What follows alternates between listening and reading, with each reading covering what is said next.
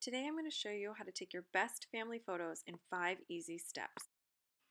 Creating the perfect family photo can seem really daunting. You might see these beautifully curated photos online and want the same for yourself and your family.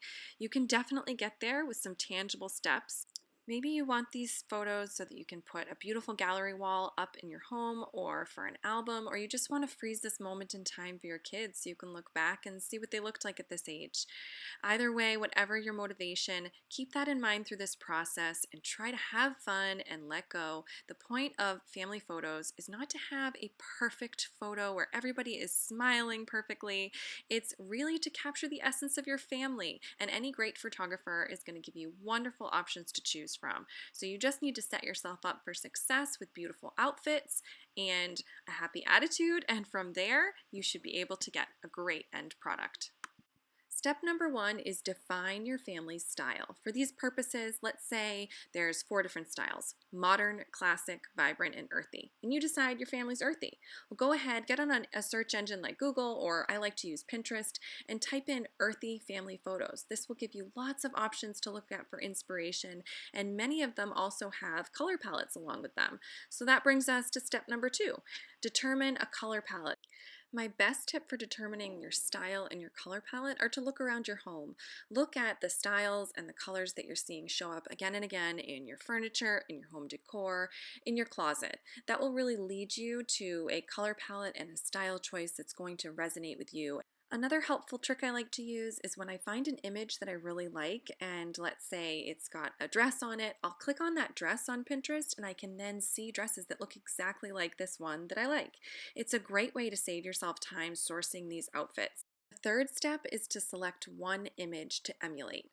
Having just one image as kind of your guidepost is going to help you to know if you're on track as you select your outfits. I selected this image because I really loved the earthy tones and the colors in it. I also knew that we were going to be in a similar wooded area for our family photos, so the colors that they used here were going to work well and translate for our photos. It's important to take into consideration the context of your photos. If you know that you'll be in kind of a forest, you really want your colors to complement that setting. The fourth step is to establish a perfect ratio of solids to patterns. You always want more solids than patterns, and neutrals like jeans and khakis. This will keep the photo balanced and not too busy. The only time I use a pattern is to pull together a color palette. So I would do a pattern dress on me or a pattern dress on my daughter that has all of the colors in my palette and brings everything together to make it look really crisp and cohesive. You could do the same thing with a men's checked shirt or a young boy's checked or patterned shirt, but you never want to have too much pattern. And in my case, with my family photos, I actually chose no pattern.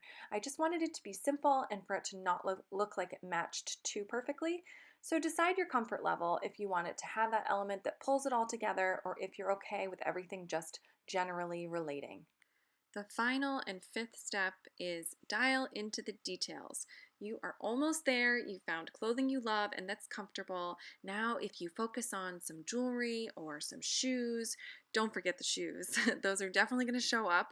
So you want to choose some elements that are going to really make things shine. I chose my daughter's little boots because they were just too cute, and I knew that with her sitting down and running around, they would be seen a lot.